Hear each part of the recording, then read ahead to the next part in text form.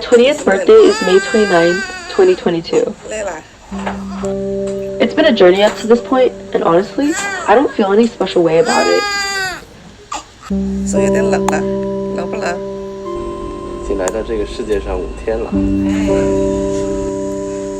I remember all throughout my childhood wondering what it would be like to be a teenager. How would life change when I hit 13? 16? 18?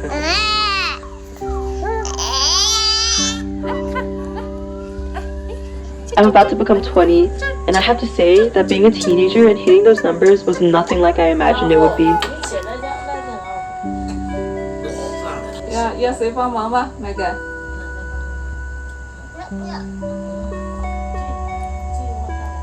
But at the same time, my teenage years brought me the exact experiences I knew it would bring.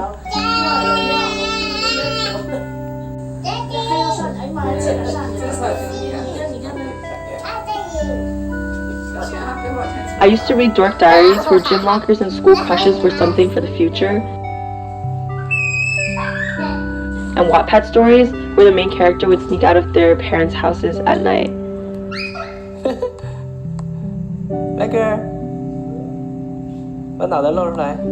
I watched E.T. and wondered when I would have my first kiss.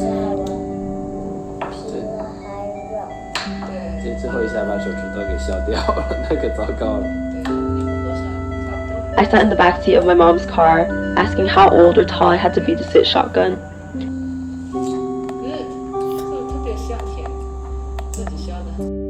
Now, lockers are almost archaic. I can mostly drive, and I can even stay out overnight if I want to.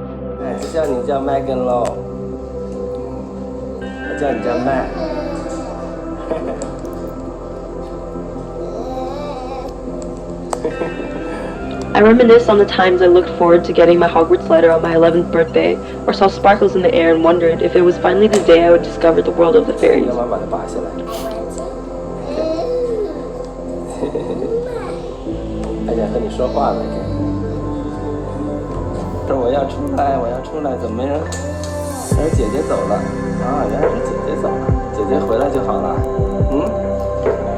I don't even remember what I did on my 13th.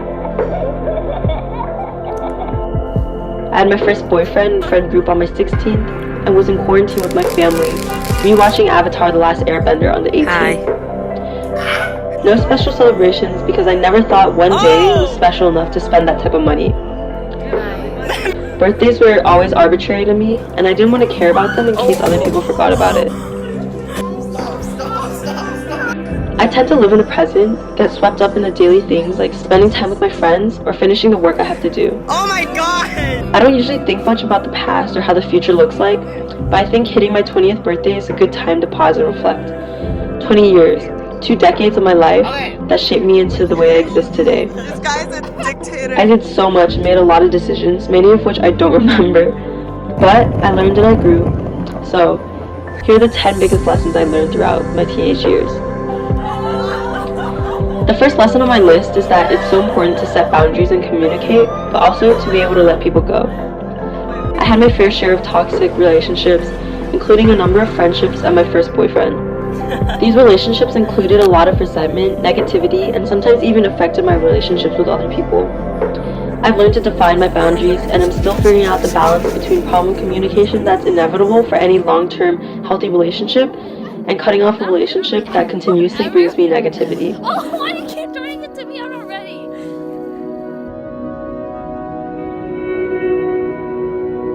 On that note, the second thing I learned is to surround myself with people that raise you up.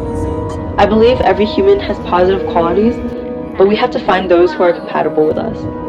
Being around the right people will improve your life so much, and I experienced this in college for the first time. I met people who love and communicate the same ways I do, It's a vibe. who inspire me and serve as models for the way I hope to be, and who continuously teach me new things about the world and make me a better person. I have never been so consistently happy, and I know it's because of these people in my life. Third, I learned that you really have to prioritize your time with the people and things you spend time on. Relationships take time and effort to build, and it's impossible to balance too many people in your life. So many stars. I think in college I have a lot of people surrounding me, and it's really easy to get caught up in wanting to develop deep and fulfilling relationships with everybody that I know. She has so much balls. But in reality, that's just not entirely possible.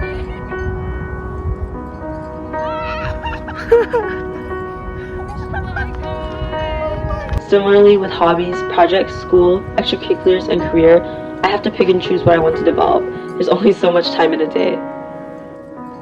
On the flip side though, the biggest thing holding you back are the blocks you set on yourself.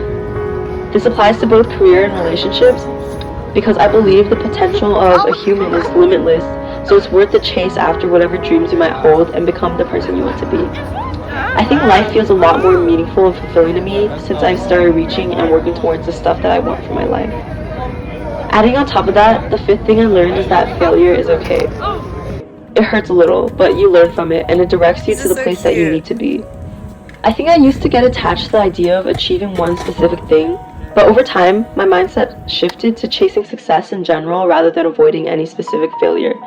I believe that what is meant for me will happen because I and the opportunity will find each other, and especially with the abundance of opportunity that I'm privileged to have access to, failures really don't hurt so much anymore, and the things I get really come naturally to me. My sixth lesson is that things take time. I used to always crave instant gratification and results, or look to solve all my problems immediately, when in reality, change and new situations take time to process. Kindness towards myself comes hand in hand with this because it includes accepting that I'm not perfect. I think I really had to internalize this lesson while pledging, which was basically a time of consistent imperfection and failure. I also learned the value of working towards something slowly and allowing my mindset to take its own time to adjust. This includes both building relationships with people and achieving within my career. Everything is a process, and in my opinion, this makes going through life more fulfilling as well. 有一个松鼠 it dug a hole and we were watching it dig the hole and now they're digging up the nut that it buried.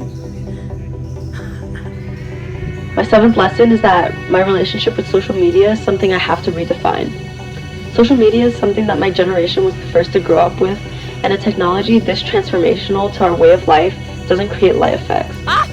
Nobody really understands the scope of social media's impact or the way to healthily implement it into our lives. I do believe that innovation always brings positive change, which is why I don't want to and don't think it's feasible to cut social media out completely. But the spiral it has brought upon people is undeniable.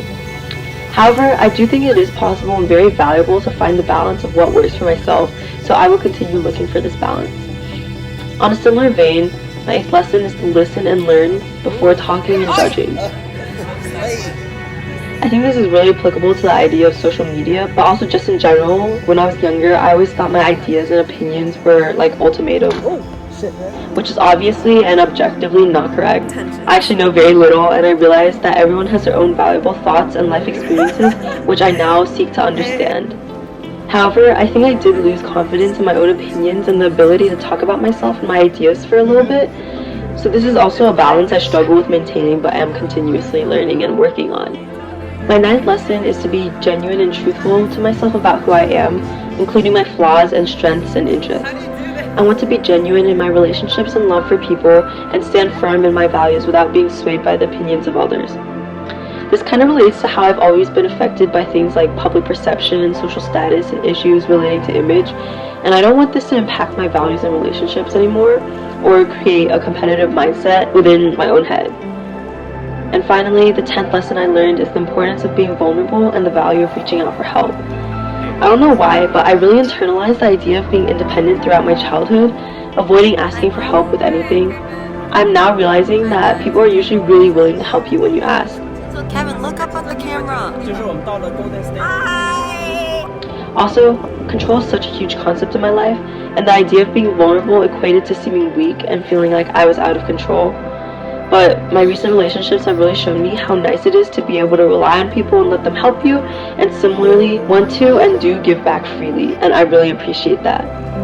So overall, the past 2 decades have been a time of growth and learning for my individual. I developed my own worldviews, discovered my set of values, and made mistakes, which all led me to today. I love you guys. It's crazy to me that 1 decade ago, I was literally 10 years old. But I'm really looking forward to the next decade, which I'm hoping is a decade of building relationships, love, a career, and hopefully a family. I think it's my time to evolve and start giving back to the world.